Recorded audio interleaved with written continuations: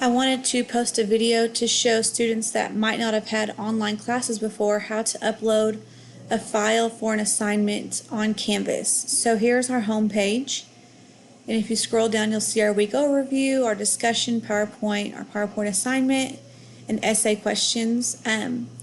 If you click on essay questions, you will see the instructions for this assignment.